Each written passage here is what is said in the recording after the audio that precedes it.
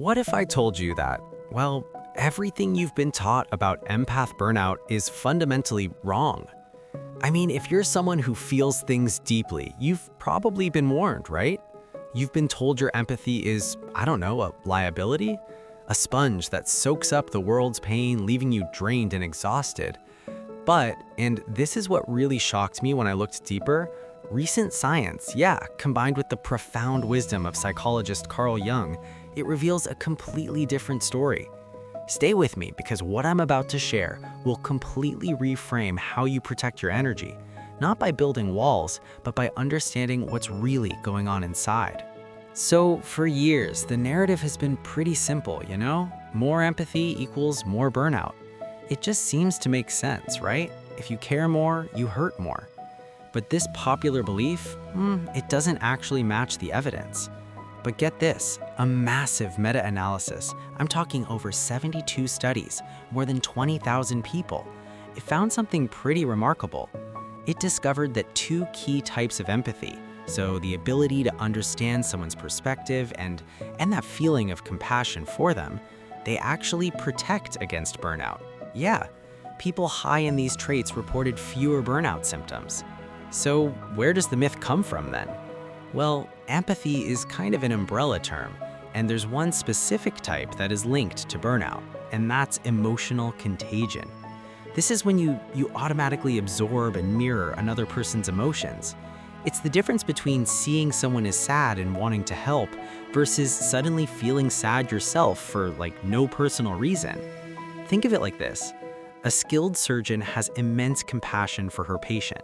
She understands their pain intellectually, but she doesn't literally feel the searing pain of the incision in her own body.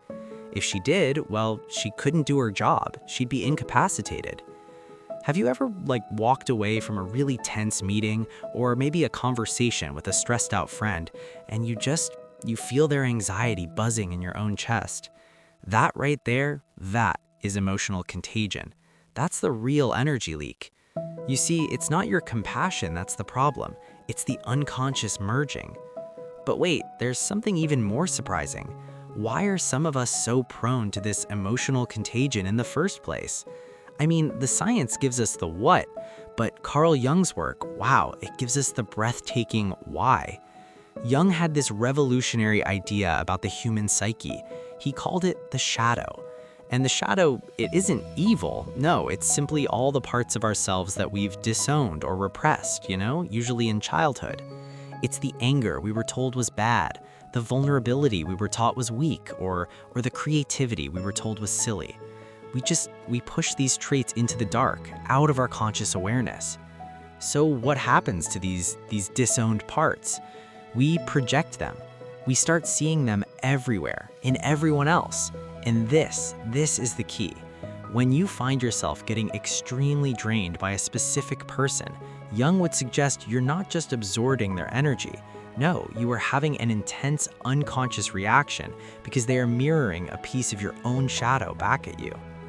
I once knew someone who was constantly exhausted by their manager who was just always playing the victim. She thought she was just being drained by his negativity. But through some deep inner work, she had a breakthrough.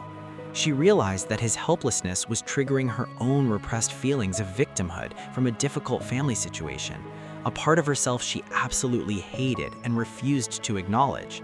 She wasn't carrying his baggage. No, his baggage was just rattling the lock on a closet where she kept her own. Wow. It's a powerful question to ask yourself. The people who drain you the most, what is the specific emotional flavor? Is it anger, helplessness, arrogance? Is it possible that that emotion is something you've forbidden within yourself? It's like your psyche is holding up this giant, obnoxious neon sign, right? Pointing to something you really need to look at, and you're just getting mad at the sign. So if the problem is our own shadow, are we just stuck being an emotional sponge until we're perfectly healed? Absolutely not. In fact, understanding this unlocks the true, incredible power of the sensitive person, a role Jung saw not as a victim, but as a catalyst for transformation. This brings us to the most important shift of all, moving from being an unconscious sponge to a conscious, what Jung might call a chalice or a witness.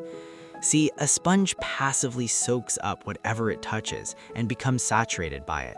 It loses its own integrity. A chalice, on the other hand, is a vessel. It can hold something, even something really painful or difficult, without becoming it.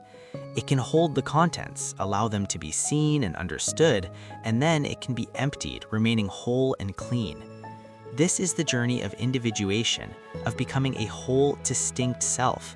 It's the difference between merging with someone's chaos and saying, I am not you. I see you're in pain and I can hold this space for you with compassion, but I will not carry this pain for you. This isn't cold or detached. It's the most profound form of love and respect. You honor their journey by not hijacking it, and you honor your own by maintaining your sovereignty. When you make this shift, your sensitivity stops being a liability and becomes your greatest tool. You become a mirror, not to be shattered by what you reflect, but to illuminate what is hidden. You become an awakener. Your very presence can give others a chance to see their own shadow, simply because you are no longer willing to unconsciously carry it for them. You're not there to fix anyone. You are there to be whole, and in your wholeness, you invite others to become whole too. So let's bring this all together. We've learned that it's typically not your empathy that's the problem, but a specific trait called emotional contagion. And from a Jungian view, this contagion is often a sign that someone is activating your own unacknowledged shadow. The path forward isn't to build higher walls, it's to transform from a passive sponge to a conscious chalice, to witness with compassion without merging. Now, I'm genuinely curious to hear from you. Have you ever had a moment where you realized, wait a minute, an emotion you were carrying all day didn't actually belong to you? I'd love to read about your experience in the comments. If this conversation sparked something for you, giving this a like is a great way to let me know. And be sure to subscribe and hit that notification bell so we can continue these explorations together. Thank you for your time and your attention. Be well.